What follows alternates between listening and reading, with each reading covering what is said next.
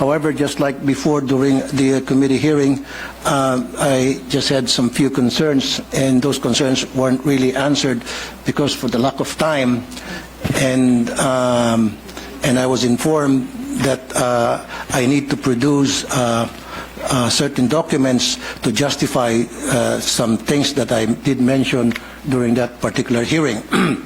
Ang concern ko lang po talaga, for the longest time, ang problema ko, ang issue ko lang po kasi, for so many years po, sa programa ko sa Wanted sa radyo, palagi po ako nakakatanggap ng reklamo mula sa mga magulang ng mga estudyante sa elementary at high school, na karamihan sa kanila ay mga mag-aaral, mga magulang na mag-aaral ng mga security guard, kasambahay, factory worker, na sila po ay naobliga mag-contribute na require ng eskwelahan through PTA para sa iba't ibang mga pangangailangan tulad ng electric fan, tulad ng jobos, tulad ng bond paper, tulad ng pambayad para sa sweldo ng security guard, sweldo ng janitor, para sa utility bills, etc., etc., etc.,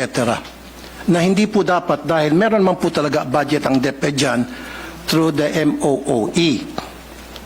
Now, paano po nakukolekta itong perang ito? Para magkaroon po tayo ng idea lahat. Ang nangyari po ay dinadaan sa PTA, Parents Teachers Association. Now, pag start po ng school year, nagpapatawag po ang PTA ng General Assembly. At pagdating po dun sa General Assembly, magbobotohan sila muna ng mga officers. Right after na maboto po yung officers, ang next agenda agad ay maghahanap sila ng proyekto, kailangan nila mag-identify ng proyekto para sa eskwelahan. At ano po yung mga proyektong yon? Yun po yung mga gastusin na akin pong binanggit. Okay. Now, I want to put a stop to it. I really do. As much as possible during my watch as a senator of the Republic. Pero napagsabihan po ako noon na kung gusto ko pong baguhin yung pulisiya ng pangongolekta to PTA, gumawa po ako ng batas. Now, I don't have to dahil nakita ko na po very clear na sa akin na meron naman pala talagang batas. Kaya lang, yung batas na yun ay hindi na-implement. Republic Act 4206 noong 1965 na enact yan, which prohibits collection and even voluntary or otherwise from elementary schools sa public schools, except for Red Cross, except for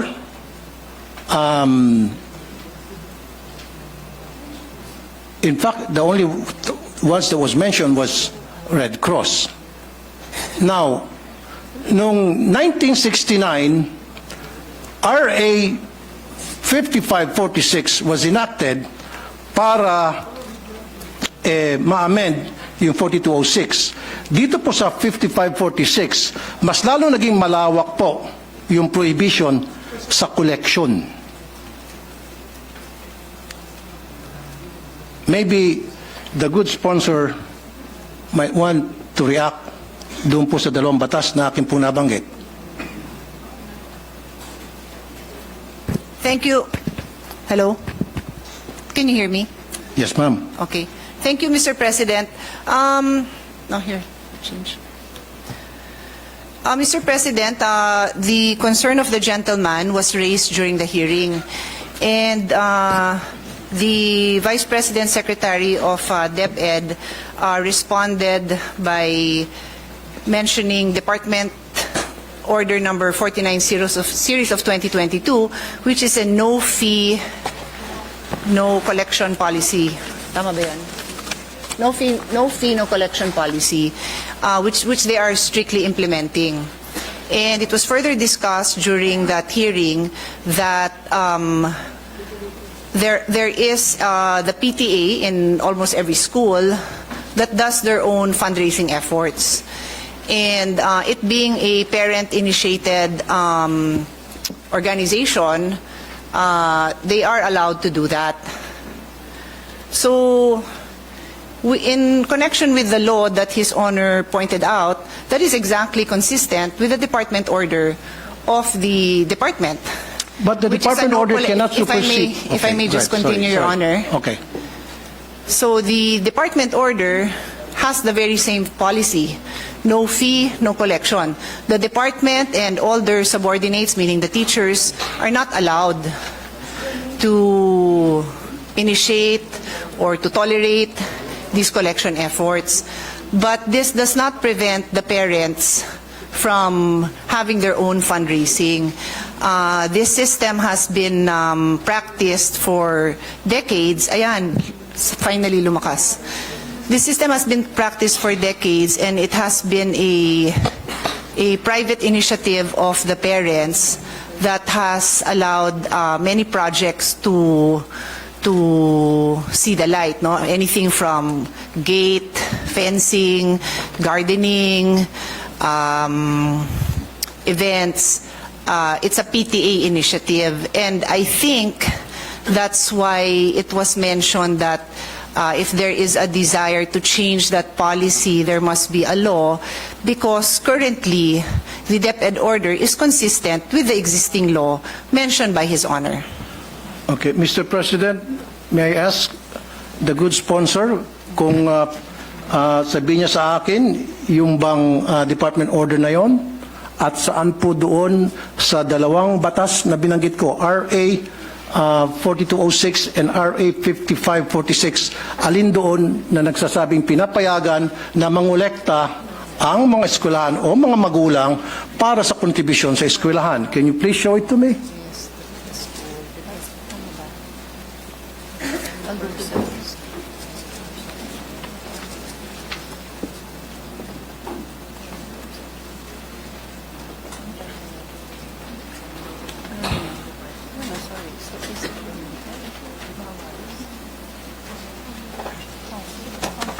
Maybe I can help the good sponsor para mas mapabilis tayo rito, if she will allow me to.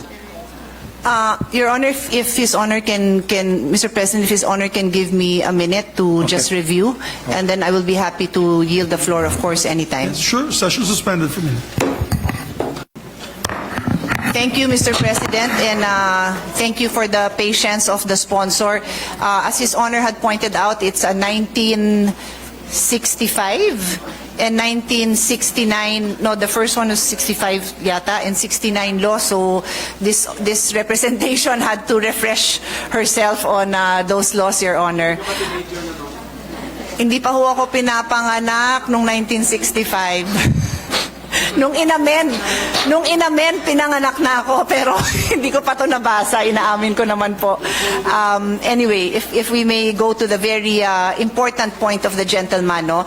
First of all, let's put on record that we respect His Honor's concern for the parents, no, who have expressed their problems, no, who have reached out to share their problems. No, we respect that, Your Honor, and we totally respect and appreciate His Honor's persistence in bringing this to the attention of DepEd, so that if there are solutions that can be made, they can be made. With that in mind, Your Honor, the question of His Honor, if I may paraphrase it to be sure that I respond accurately, is meron namang batas na nagbabawal na magkolekta ang PTA. Tama ho ba ang intindi ko sa tanong? Is that a correct understanding? RA 5546, bawal po talaga ang contribution, collection sa mga estudyante whatsoever, whether yan ay voluntary, other or otherwise, except for Red Cross, Girl Scout, Boy Scout, and Barrio High School. Yun lang po talaga minention sa 5546. Wala nang iba pa. Kaya kung meron pong ginagawang koleksyon other than those mentions, then that is against the law, against 5546, which is happening right now in so many public elementary high school. And marami pong lumabas na mga department order, and I can mention a few of them, na they're trying to circumvent the law para lamang matuloy yung gusto nila mangyari ng eskwelahan na kumolekta. Ang point ko lamang po dito, Mr. President, Your Honor, Madam, mag-implement na tayo ng policy. Meron tayong law, then dapat it's up to the executive para ma-implement itong law. Because the last time I was informed na gumawa ako ng batas para ma-implement na raw, mag-implement ng batas. Nagagawin ko, I don't have to because meron na palang dalawang batas, Your Honor. Yes. Your Honor, Mr. President, His Honor is correct in his paraphrasing or delivering the provisions of RA 5546 kung saan ho, and I will just read it no para clear, Yes, ma'am. maintindihan din ng mga kasamahan natin yung issue po na malapit po sa puso ng ating kasamahan. The Section 1 of RA 5546 states, the sale of tickets and or the collection of contributions in any form whatsoever by any person for any project or purpose, whether voluntary or otherwise, from school children, students and teachers of public and private schools, colleges and universities is hereby prohibited. Tama po sir, no? Yan, Mr. President, yan po ang tinutukoy ng ating kasamahan. Tama po. Tama ho ba? I agree. Yes, okay. So, nung ako ho nakikipagdiskusyon sa DepEd, aware po sila dito na bawal talaga ang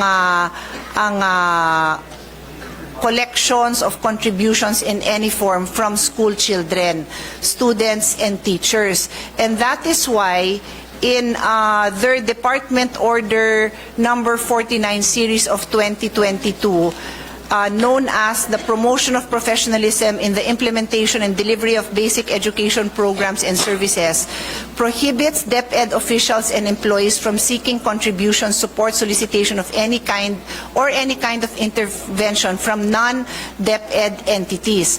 It goes on to say, likewise, the department implements a no-fee collection policy wherein no fees shall be collected from learners in kindergarten up to grade 4, while fees on certain memberships may be collected from learners in grade 5 and above, strictly on a voluntary basis, i.e.g. Boys and Girl Scouts, Philippine National Red Cross, Parent-Teachers Associations. So ito po yata, sir, ang implementing order na hinahanap nyo, Mr. President. Is His Honor, do I respond to His Honor's question by pointing out this DepEd order number 49? Thank you, Mr. President, Your Honor. Pero can a department order supersedes a Republic Act? Mr. President, in my humble legal opinion, this department order is consistent with the law. But I am very open to hear His Honor's concerns kung meron dito sa department order na inconsistent, kasi isa po ako sa naniniwala na hindi talaga dapat nagsusupersede ang Correct. isang department order. We are one with that, and Thank you. I let the record show that the minority floor leader is nodding his head because for more than a decade, magkakasama kami always reviewing this department orders. Hindi ho tayo Okay. nagtotolerate na nag-e-exceed. Exactly. So, nagkakaisa po tayo dyan, Mr. President. Pasilipin ko na lang, RA 5546. Pero dito po sa RA 5546, Mr. President, Your Honor, Madam, totally pinagbabawal ang any form of collections, voluntary or otherwise, except Red Cross, Girl Scout, Boy Scout, and then donors for the support of Barrio High School. And I have a definition of Barrio High School with me. Never did this RA mention about PTA. Yes, Your Honor. We noted that the mention of PTA is now in that department order. Upon further review and discussion with the DepEd, we are now looking at the entirety of RA 5546, wherein it states,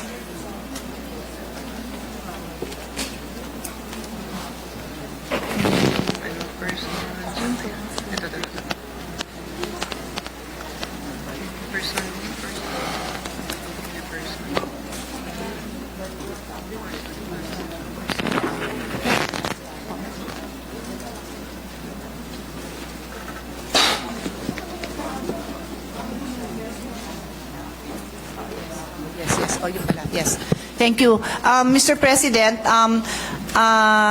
when we look at RA 5546, Section 1, and I will read it again, the sale of tickets and or the collection of contributions in any form whatsoever by any person for any project or purpose, whether voluntary or otherwise, from 1, school children, 2, students, and 3, teachers are hereby prohibited. So in the case of the PTA, Your Honor, what has been the policy of DepEd since 1969, just to be clear, it is not the policy of this administration alone, but since 1969, minana nila ang policy, is that there is a total ban on collection from the children, the school children, the students, and other teachers. But they recognize PTA as a separate entity that on their own have their own rules and guidelines, and may on their own come up with fundraisings that are voluntary in nature. Fundraisings. Okay. Well, Can you- just to be clear, Your Honor, Okay. that is my own choice of words, That's Mr. your own choice of President, words. yung fundraising. No? I Okay. use it generically po, Madam, Mr. President. meron ba diyang batas na kung saan, batas tayo, dinidefine ang meaning and function ng PTA? Alam niyo po ba yun? Dito na meron? sa RA 5546, wala hong banggit Wala. ng PTA. Tama. Wala Pero po. I will ask DepEd if there are No, any don't other... ask DepEd. Ako You pong don't bahala. need to know. Okay. Ako nang bahala. Yes, Mr. President. PD 603, December 10, 1974, dinefine ang meaning ng PTA. At nowhere here na nagsasabi ang PTA pwedeng mangolekta. Ang sinasabi rito, ang PTA isang programa, samahan, na para tulungan ng mga estudyante sa kanilang academic performance. Kung ano mga problema ng estudyante, anong problema ng mga magulang at teachers tungkol sa estudyante to enhance their participation sa eskwelahan, yun po yung purpose. Look at PD 603, ma'am. I'll give you a minute. PD 603, December 10, 1974. It is a forum being provided by the law para yung mga magulang at ng mga estudyante at guro ay magkaroon ng pagkakataon mapag-usapan yung welfare ng mga estudyante. Yung pong pinakabuod.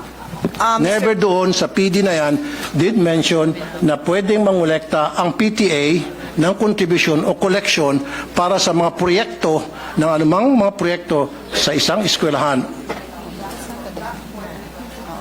Yes. Mr. President, I will respond to his Honor's observation on the definition of PTA.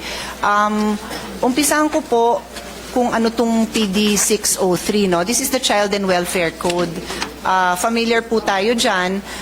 It's basically a law that governs, is meant to protect children. And Section 77. Section 77 Yeah, just to be clear, malawak ho itong batas na ito kasi ito din ho ang naging foundation ng Foster Care Act na naging basis ng mga amendments natin on foster care law. So it's a very general law, quite detailed no in various ways of protecting children. So there is a section on home and school, chapter 2 po ito.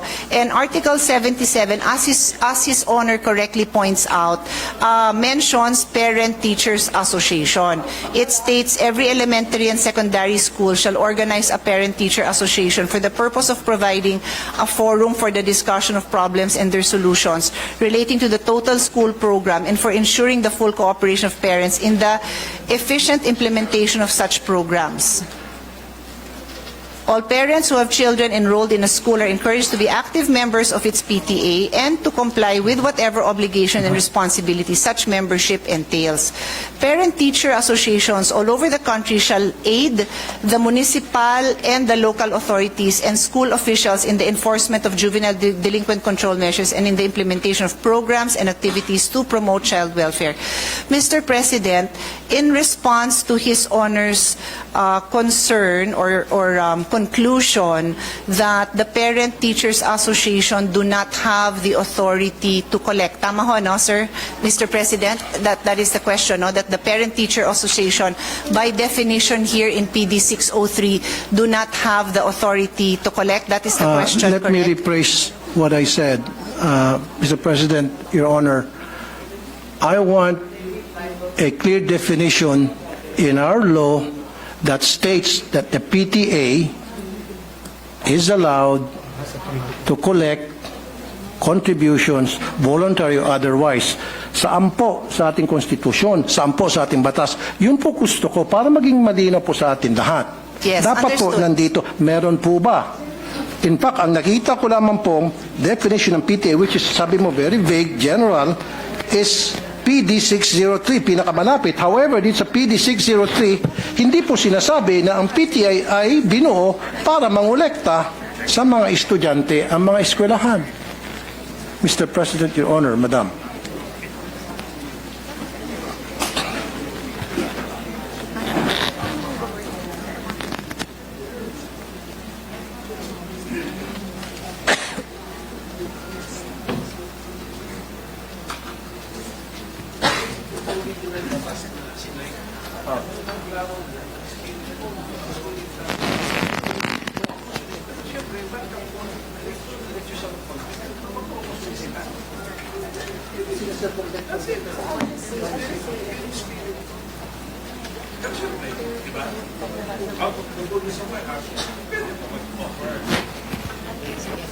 Mr. President, I just needed to confer with DepEd if tama po ang intindi ko. So in Article 77 of PD 603, which I had just read into the record, as I said, it states there that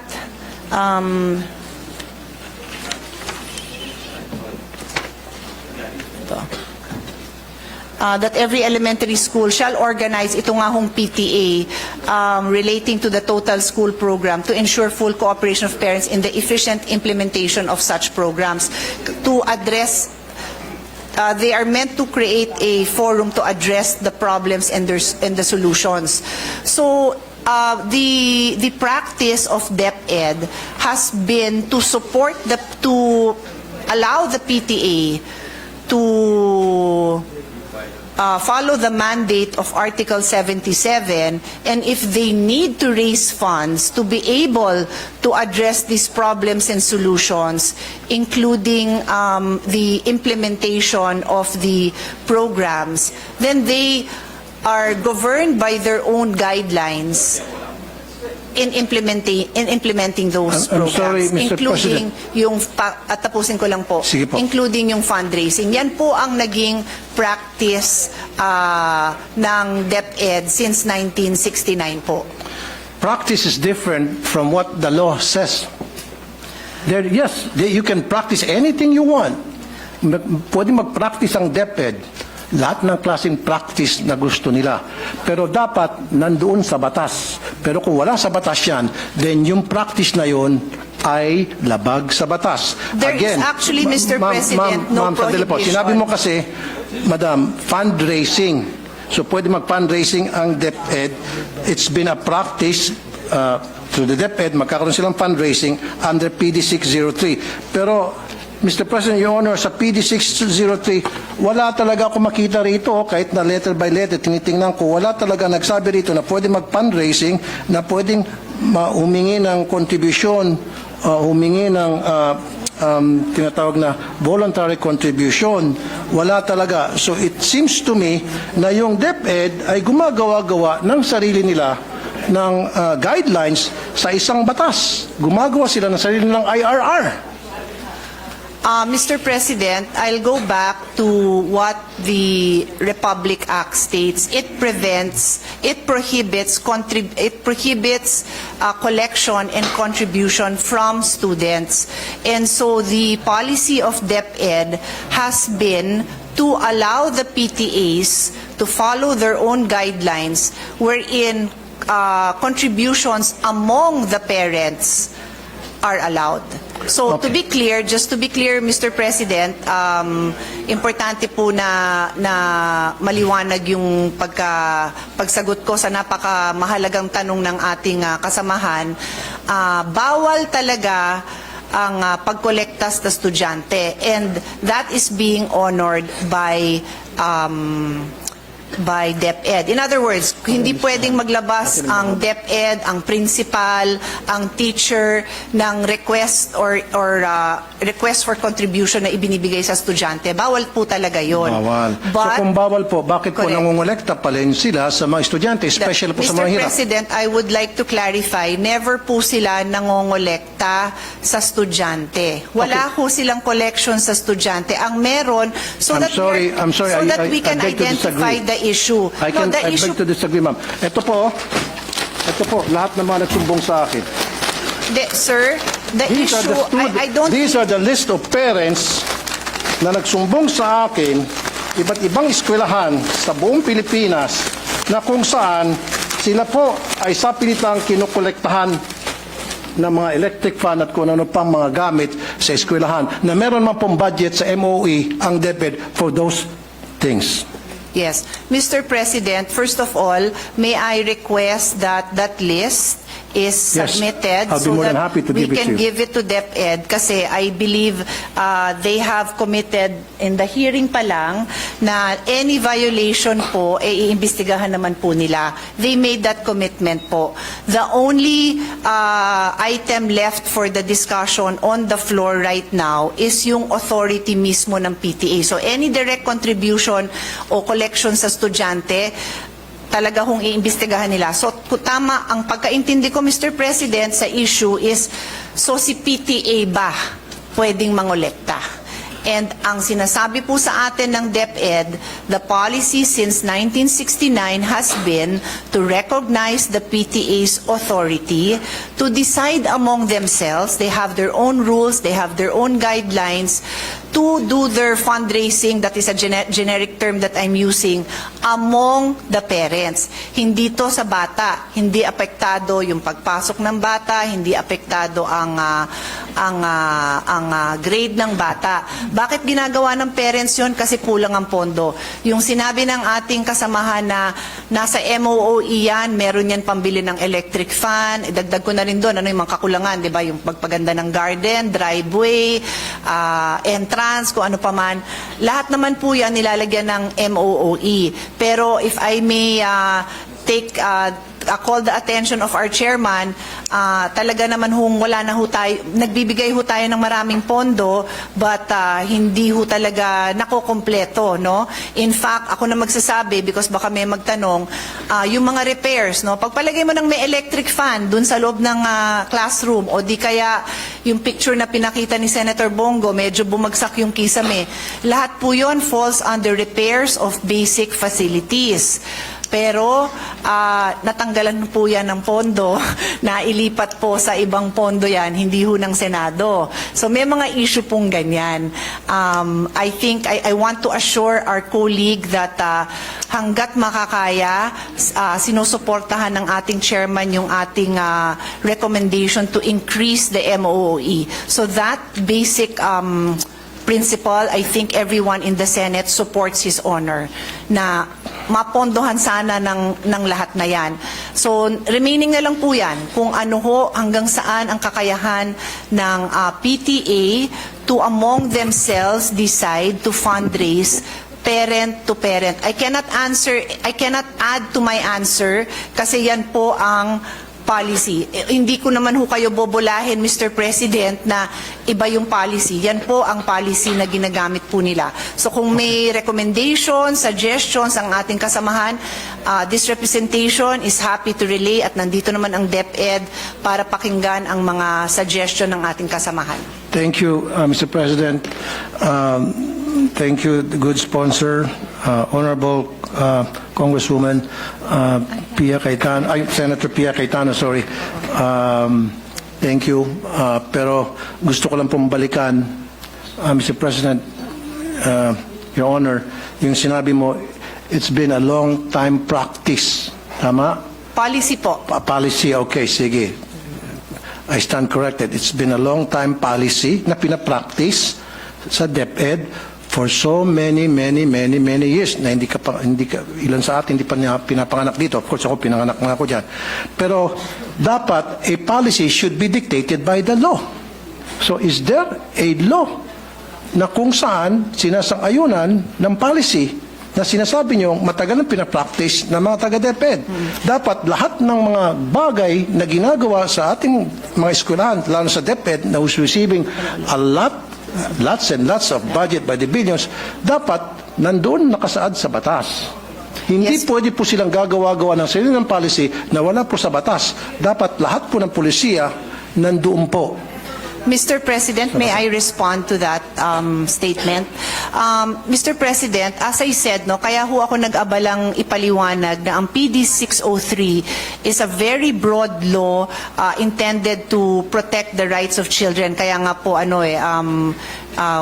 Child and Youth Welfare Code ang pangalan nito. And there is just one chapter on home and school, which is only 2 articles. So, dito po sa articles na to, at binasa ko naman on record, yung pag-create ho ng PTA, wala na hong detalye yun.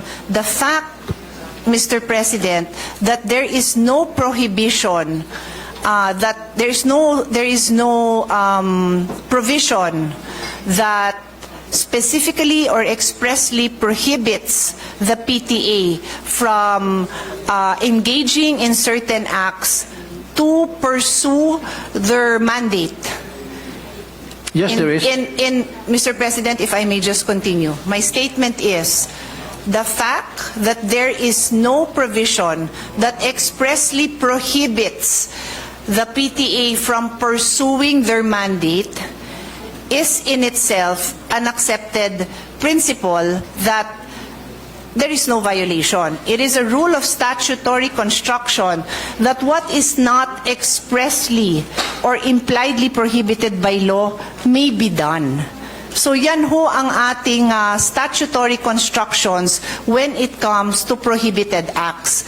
So pag sinabi po natin bawal ito, then we need to produce that law that prohibits it. And so we do have yung dalawang RA na binanggit naman ng ating kasamahan. Meron nga hong RA na nagbabawal. Yes. But that is why I have been repeatedly explaining that since 1969, ang implementation ng ating DepEd dito, they believe that they have been implementing this in the true spirit of the law na nagsasabing bawal mangolekta sa bata. They cannot collect contributions from school children, students, and teachers. Yun ho ang specific wording of the law. Exactly. Sige, pagbigyan ko po, I yield my floor to Mr. the President, minority Yes, leader. Minority Floor Leader. thank you with the permission of my colleagues. The good sponsor mentioned statutory construction, which I used to teach in law school. We have to harmonize, and I'm thankful for the discussion. At least we brought out the RA 5546, and then Article 77 of the Child and Youth Welfare Code. Kung makikita po natin, yung RA, bawal mangolekta sa bata. Okay. Actually, sino kinokolektahan mo kung nangongolekta ka sa bata of elementary school age? Hindi ba magulang din? So if you look at the spirit of the law, bawal mangolekta sa bata at sa kanyang magulang. Ang proviso sa dulo, kung out of the goodness of the heart of the parent, willingly, without any prompting or solicitation, magdodonate siya sa school, hindi bawal yun. Okay. And then, if you look at Article 77, shall organize the PTA, in-enumerate ngayon yung purpose ng PTA. Wala po dun because it should solicit funds to financially help the school. Wala rin po dun sa Article 77 yun. So if we harmonize the two provisions, not only looking at the letter but also looking at the spirit, I would tend to agree with the point of our interpellator, Senator Tulfo, na bawal. And if there is a department order na may interpret na pwede for the PTA to prompt or solicit or to ask contributions from the parents, let's review this department order because in my humble opinion, it violates the law, Mr. President. So thank you for the time, sir. Thank you, Minority Leader. With the indulgence of our colleagues, may we recognize, Mr. President, our Senate President Pro Tem for her interjection? With the Our indulgence. distinguished Senate President Pro Tempore, Senator Lauren Legarda is recognized. Thank you, Mr. President. May I humbly suggest that since the GAA is the most important piece of legislation, it may be applicable only for the next 12 months, however, but you can keep on making it a special or a general provision. If it is the advocacy of the good gentleman, the interpellator, and if the Vice Chair and the Chair would agree, then perhaps a draft of a special provision to reiterate an old law or a policy that may be general but may apply to that may be reiterated in a special provision for the DepEd budget to use a better word, prohibit, not encourage, no forced contribution when applicable, when reasonable. I leave it to you how to draft it. If, based on the conversations, discussions I've been hearing, while it is a very important thing and there are many other issues in the education sector, perhaps the way forward for the solution would be a special provision, if the Chair and the Vice Chair would agree. That would refer to policies, department orders, and the old law from the 1970s, which I heard. So that's my humble suggestion, Mr. President. How that provision will sound, will be drafted, I leave it to the body. But it may prohibit or not, at least not encourage the contribution, especially from the poor families. Libre na nga ang matrikula, pero kung yung hinihingi ng contribution ay higit pa sa libreng matrikula, kawawa rin naman. So pwede natin gawin parte yan ng ating batas na ginagawa. Thank you, Mr. President. Yeah, thank you, Senator Lauren Legarda. In fact, if I may quote Yusek Poa, sabi niya nung last hearing, doon naman po sa overall efforts, as you know, school-based feeding program is actually one of the ways na hindi napapansin, pero ito po yung ways to prevent yung ating mga dropouts, unquote. And I agree. And that's very commending. Pero it defeats the purpose na para hindi po magkaroon ng dropout, para ma-entice yung mga magulang na mga mahirap, na mga estudyante, mga mahirap na magulang na may mga estudyante, na papasukin sa eskwelahan ng kanilang mga estudyante dahil wala nang makain sa bahay. Di ba? Para naman mabusog pagdating sa eskwelahan. Pero pagdating naman sa eskwelahan, kokolektahan mo ng kung ano-ano. Then, yung iba pa nga sa kanila, yung mga sumbong sa akin, Sir, naglalakad na nga lang po ako 2 kilometro kasama pong aking tito wala po akong pampamasahe. Pudpud na nga po yung aking tsinela, sapatos. Pagdating doon sa school, ine-expect kami po ay magbigay ng para sa electric fan. Ito pa po, para sa kalaman ng marami. Kuminsan, pinapahiya pa po yung mga estudyante. Nagkakaroon po ng group chat. Nakalista doon sa group chat, sino-sino yung mga nagbigay at sino-sino pang hindi nakapagbigay. So yung mga hindi nakapagbigay, peer pressure, is either gagawa ng remedyo para makapagbigay, masama sa listahan, matanggap ng grupo, or hindi na napapasok kasi napapaya sila, pagda-drop out na lang. Sayang yung feeding program. So, what I'm trying to say here, Mr. President, napakasimple lang naman eh. Okay lang may PTA. In fact, wala akong wala akong against it sa PTA. Use it properly. Dapat yan, talagang nababantayan ng DepEd. Dapat yung PTA, gamitin lamang yan para pag-usapan po yung pong mga problema ng mga estudyante at mga guro para tingnan at i-monitor yung mga activities ng mga estudyante, yung kanilang academic performance. And this is the truth. Your Honors, siguro meron kang estudyante sa public school, may anak ka ba? Maybe wala. Or maybe may staff ka na nag-aaral sa public school, because marami akong staff nag-aaral sa public school here in the Senate saka sa RTIA, at lahat sila nagsasabi na talagang pinipilit yung kanilang mga estudyante magbigay sa kontribusyon. Pag hindi ka nag-contribute, anong consequence? Hindi ka na maging paborito ng teacher. Ikaw ay pwedeng maiwan, ikaw ay mag-scrub ng sahig. Ikaw ang mag-erase ng mga nakasulat sa blackboard. Marami pa pagawa sa iyo. Pero kung ikaw nag-contribute, go home ka na, maganda pa ang grades mo. Yan po ang madalas na mangyari sa iba't ibang mga eskwelahan. At yan po documented. At yan po in-interview ko po lahat ng mga staff ko na may mga estudyante sa public school na nire-require po talaga sa PTA pa lamang, binoboto na agad kung ano yung mga pwedeng ma-contribute, anong pwedeng may ayos sa eskwelahan. Just imagine, Mr. President, Your Honor, every single year, kailangan mag-contribute ang mga estudyante para sa electric fan. Kung ipon-ipunin natin yung contribution sa electric fan every year, siguro baka marami ng warehouse ng electric fan dyan sa DepEd, kung saan ba dinadala yung electric fan. My question also, Mr. President, Your Honor, di ba meron pong MOE para dyan sa electric fan na yan? Ba't kinakailangan pa pagbayarin yung mga estudyante sa electric fan, sa jobos, sa pintura, sa bond paper, maging sa, ito pa po, sweldo sa security guard, sweldo sa janitor, pati ba naman sa kuryente. And I understand, Mr. President, Your Honor, Madam, meron po tinatawag na Special Educational Fund ang LGU. In fact, ang LGU nagbibigay din ng pera sa DepEd, Mr. President. Sana pupunta yung SEF. Now, my question is, maaari siguro ang problema hindi nakakarating sa mga eskwelahan ang MOOE. Saan na pupunta yung MOOE?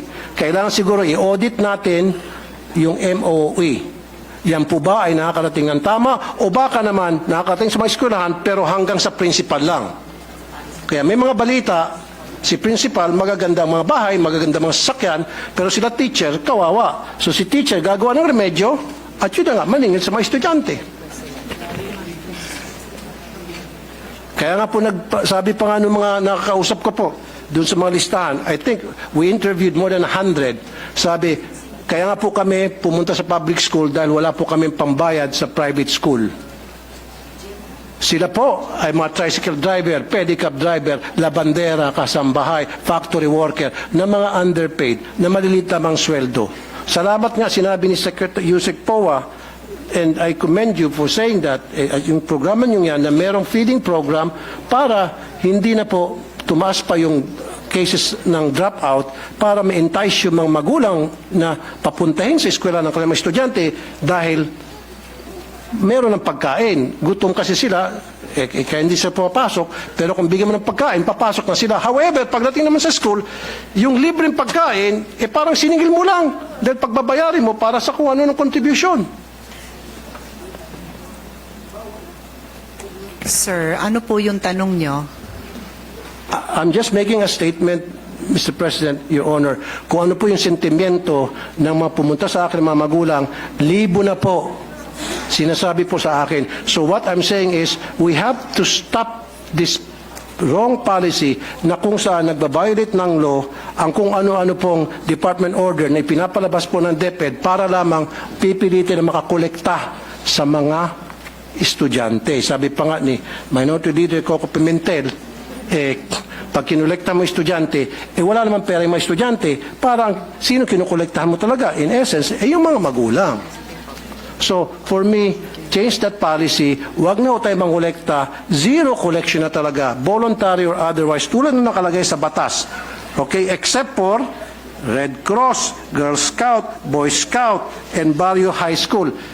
Let's stick to what the law says. Stop na natin yan. Huwag na ho tayo magpalabas ng mga department order para we try to circumvent the law para makakolekta. Tuloy, ang duda nito mga magulang, baka siguro gusto nilang magpalabas ng kung ano mga department order para makakolekta sapagkat gusto nilang yung MOE hindi na makarating sa mga eskwelahan.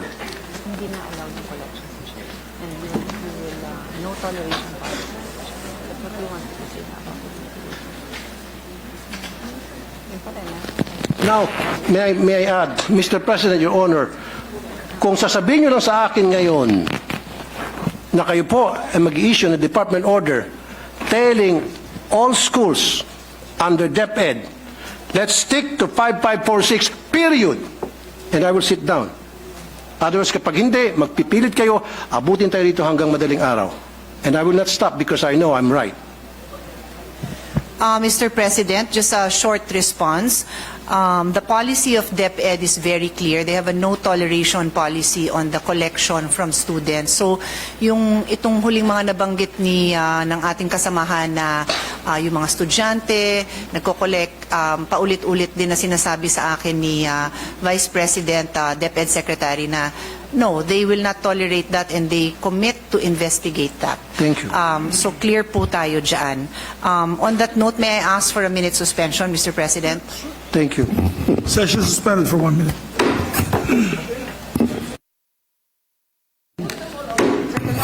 May we acknowledge, Mr. President, move to recognize the sponsor of the measure, Senator Pia Cayetano. So move. Yes, please proceed. Thank you. First of all, Mr. President, I'd like to thank our colleagues. No, I asked for a minute suspension to also gather the wisdom of the Senate. No, and I'd like to commend our colleague Senator Tulfo for raising this very important issue.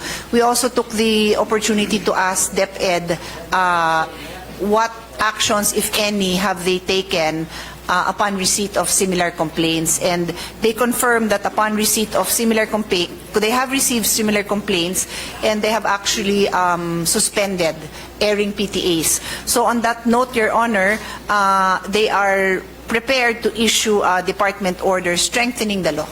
Thank you very much. Thank you. That's all, Mr. President, Your Honor. Thank you.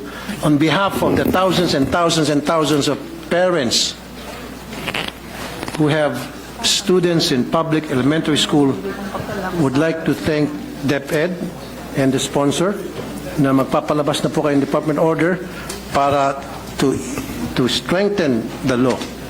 At pag nagkaroon ng violation, magkakaroon po silang sanction. Yun lang po talaga ang gusto ko mangyari para matuwa na po yung maraming mga magulang. Thank you very much, Mr. Maraming President. salamat. I rest Thank you my very case. much. Thank you very much, Senator Tulfo. Majority.